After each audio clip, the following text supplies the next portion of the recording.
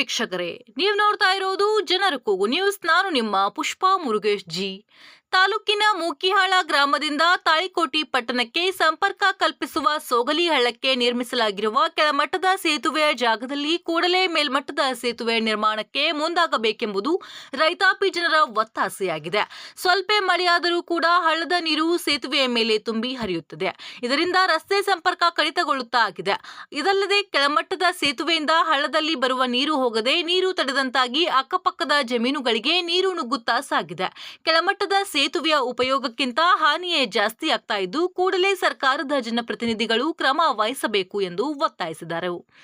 ಈ ಭಾಗದಲ್ಲಿ ಮಳೆ ನೀರು ರಭಸದಿಂದ ಹರಿದು ಹೋಗಿ ಕಾಶಿಂ ಪಟೇಲ್ ಮೂಕಿಹಾಳ್ ಅವರ ಹೊಲದಲ್ಲಿ ಮಣ್ಣು ಕೊಚ್ಚಿ ಹೋಗಿದೆ.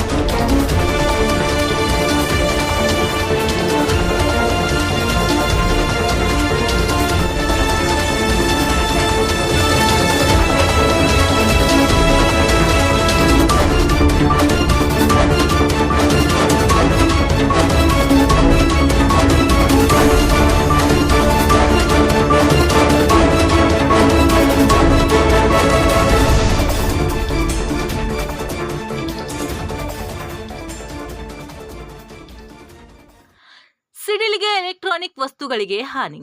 ತಾಳಿಕೋಟಿ ಪಟ್ಟಣದಲ್ಲಿ ಶನಿವಾರ ಸಂಜೆ ಸುರಿದ ಮಳೆಗೆ ತಾಳಿಕೋಟಿ ಪಟ್ಟಣದ ಮಹಲ್ ಗಲ್ಲಿಯ ಮನೆಯೊಂದರ ಟಿವಿ ಡಿಶ್ ಆಂಟೆನಾ ಮತ್ತು ಮನೆಗೆ ಸಿಡಿಲು ಅಪ್ಪಳಿಸಿದ್ದರಿಂದ ಟಿವಿ, ಫ್ಯಾನ್ ಮತ್ತು ವಿದ್ಯುತ್ ಬಲ್ಬ್ಗಳು ಒಳಗೊಂಡು ಅನೇಕ ಎಲೆಕ್ಟ್ರಾನಿಕ್ ವಸ್ತುಗಳು ಸುಟ್ಟು ಹೋಗಿದ್ದು, ಮನೆಯ ಮೇಲಿನ ಗೋಡೆಗೆ ಸಿಡಿಲು ಅಪ್ಪಳಿಸಿದ್ರಿಂದ ಗೋಡೆಯು ಬಿರುಕು ಬಿಟ್ಟಿದೆ. ಭೀಮನ ಬಾವಿಯ 2 ಭಾಗದ ಗೋಡೆಗಳು ಸಂಪೂರ್ಣ ಕುಸಿದು ಬಾವಿಯಲ್ಲಿ ಬಿದ್ದಿದೆ. ತಾಲೂಕಿನ ಬಹುತೇಕ ರೈತರ ಜಮೀನುಗಳಲ್ಲಿ ಹಾಕಲಾದ ಒಡ್ಡಗಳು ಒಡೆದು ಹೋಗಿದ್ದು, ಬರಗಾಲದ ಬವಣೆಯಿಂದ ಕಂಗೆಟ್ಟಿದ್ದ ರೈತರಿಗೆ ಒಡ್ಡು ಹಾಕಿಸುವುದು ಮತ್ತೊಂದು ಬರೆ ಎಳೆದಂತಾಗಿದೆ.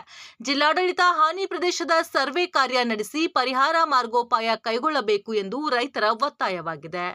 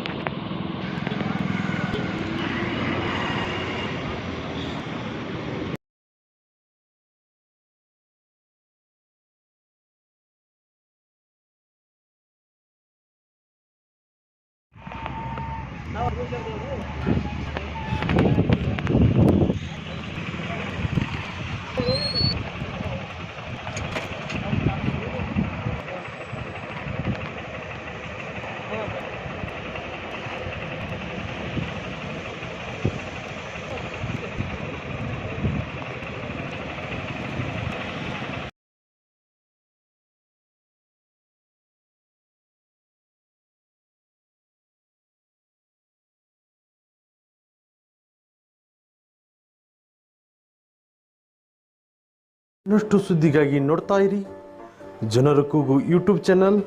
ಇದು ನಿಮ್ಮದೇ ಧ್ವನಿ. ಸಬ್ಸ್ಕ್ರೈಬ್ ಮಾಡಲು ಮರೆಯಬೇಡಿ.